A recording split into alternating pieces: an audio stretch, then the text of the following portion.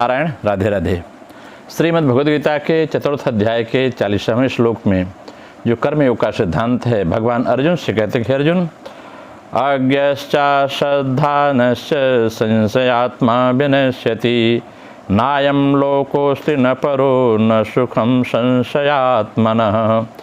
कहते हे अर्जुन, जो विवेकहीन है, जो व्यक्ति श्रद्धा रहित है, जिसका विवेक नहीं है। विवेक के माने बड़े क्या हैं, छोटे क्या हैं, अच्छा क्या है, बुरा क्या है, धर्म क्या है, हमारी रीत क्या है, आयु वंश गोत्र क्या है, ऐसा जो विवेक नहीं करते, जो श्रद्धा रहित होते हैं, बड़े छोटों का आदर नहीं करते, किसी के प्रति सेवा भाव नहीं रखते, ऐसे व्यक्ति जो संशयी आत्मा है, एक दूसरे में छिद्रान्वेषण करते हैं, उनके प्रति विरोध का तत्व ढूंढते हैं, ऐसे अविवेकी पुरुष मनुष्य का पतन हो जाता है। संशयात्मा मनुष्य के लिए न तो यह लोक हितकारी है, न ही परलोक हितकारी है, और न ही उन्हें कोई सुख मिलता है। इसलिए जो संशयी हैं, किसी पर शंका करते हैं, कोई भी विषय कितना ही वेद पुराण से उद्धृत हो, उन्हें शंका दिखती है, ऐसे लोग भगवान कहते हैं पतन को प्राप्त होते हैं। अज्ञश्चा श्रद्धानस्य संशयात्मा विनश्यति, मतलब जिस पुरुष का विवेक अभी जागृत नहीं हुआ है, जिसका विवेक जागृत हुआ है, उसको महत्व नहीं देता।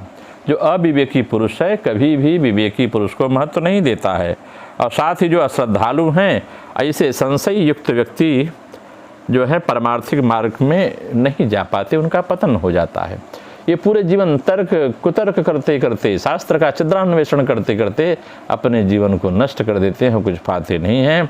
फिर पता नहीं मनुष्य तन मिला या नहीं मिला, न जाने किधर जाएगा, क्या पता फिर किधर जाएगा, ऐसा होता है। कारण यह है कि जो संशय युक्त पुरुष हैं, अपनी बुद्धि, उनकी जो बुद्धि है वो प्राकृत शिक्षा रहित है, और दूसरों की बात का आदर वे नहीं करते।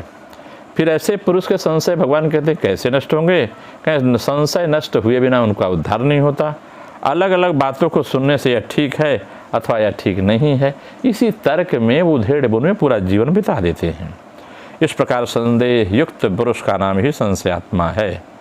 परमार्थिक मार्ग पर चलने वाले साधक के में संशय पैदा होना स्वाभाविक है, क्योंकि वह किसी भी विषय को पढ़ेगा, जो कुछ समझेगा कुछ नहीं समझेगा।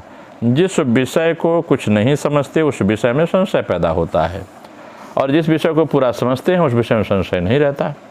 अतः संशय सदा अधूरे ज्ञान में ही पैदा होता है, इसी को अज्ञान कहते हैं।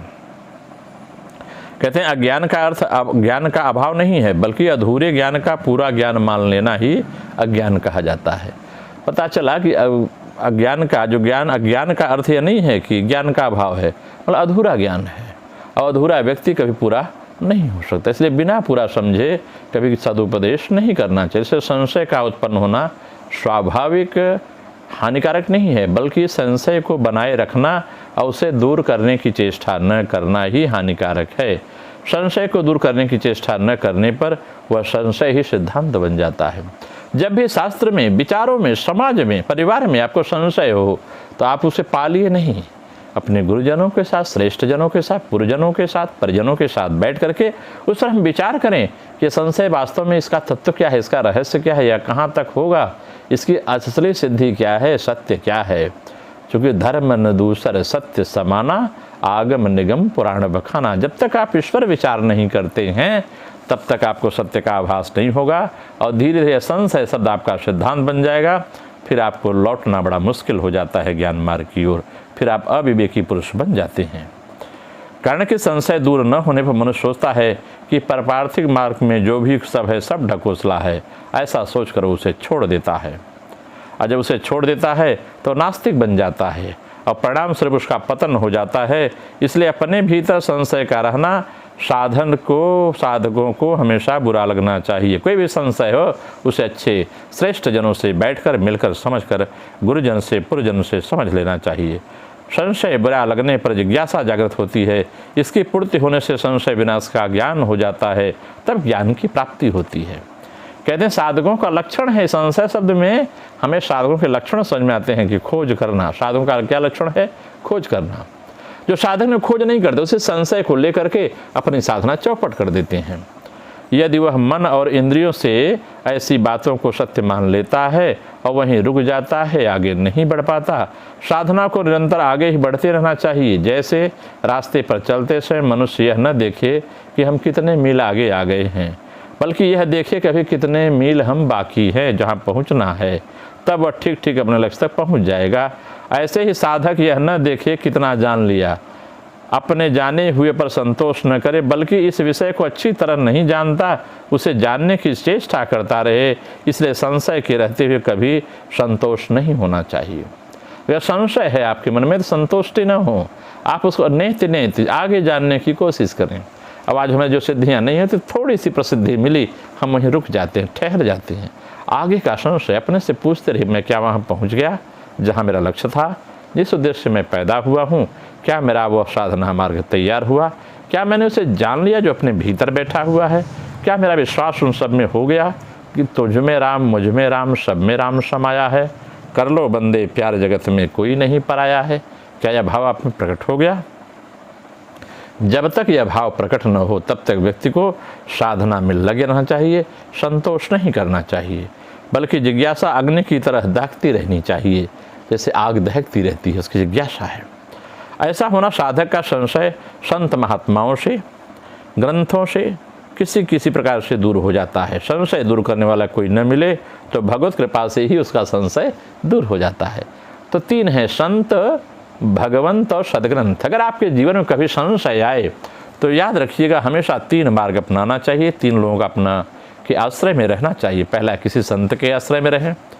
संत पर विश्वास नहीं है, संशय है तो किसी भगवंत पर विश्वास करें। भगवंत पर संशय, किसी सदग्रंथ पर विश्वास करें। अगर एक पर आप विश्वास कर लेंगे तो आपका जीवन सफल हो जाता है।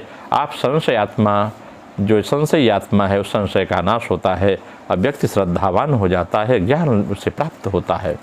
अगर इसके हम क्रियायोग की व्याख्या करें तो यह बात और स्पष्ट होती है कि तीन प्रकार के लोग साधना अभ्यास नहीं करते। इसमें कहीं कौन है, कहीं जो मूर्ख हैं, परम तत्व को ठीक से नहीं समझ पाते, वो भी साधना का अभ्यास नहीं करते। उनको यही समझ में आता है मैं खाया पिया मौज किया, मेरे पास गाड़ी बंगला घोड़ा फैक्ट्री कंपनी सब कुछ हो गई, बड़े बड़े उद्योग मेरे नाम से हैं, हजारों लोग मेरे से नौकरी पाते हैं। इसी में वो उलझ जाते, नहीं समझ पाते किस प्रकार से मनुष्य जीवन सार्थक होता है, उनकी उन्हें जानकारी नहीं होती। उनके मन में ऐसी भावना भी उदय नहीं होती। पशुवत आहार, निद्रा, भय, मैथुन आदि में जीवन बिताते हैं। दूसरे प्रकार के लोग हैं अश्रद्धान्वित। वे बुद्धिमान तो हो सकते हैं, परंतु भगवान या भगवत प्राप्ति के उपायों में या प्रभु में उनकी श्रद्धा नहीं होती। साधना के रहस्य को जानकर भी उनके प्रति आस्था नहीं रखते और उनसे परिश्रम करने के लिए उन्मुक्त नहीं होते। यह सब करके क्या होगा? यही कहते हैं कि उनमें आत्माभिमान खूब होता है। कहते करके क्या करेंगे, मेरे पास सब कुछ है, सब कुछ दिया है ईश्वर ने, ईश्वर ने दिया, मैंने परिश्रम से कमाया, मेरा है, मेरा एकाधिकार है, ऐसा सोचते हैं और फिर वो श्रद्धा से उसमें जाते नहीं हैं, न तो ईश कृपा प्राप्त करने के लिए तैयारी करते हैं, कोई साधन भजन करते हैं। तीसरे प्रकार है संशयात्मा। संशयात्मा विनश्यति, जिसको परलोक में विषय में निश्चित नहीं है अथवा केवल संदेह है कि परलोक है या नहीं है, अतः परलोक के साधनभूत अनुष्ठानों को करने से क्या लाभ होगा, ये सब संदेह में रहते हैं। संसार में वे भी पुत्र, मित्र, पत्नी, गुरु किसी पर भी विश्वास नहीं करते, उनके व्यवहार में संशयापन्न होते हैं।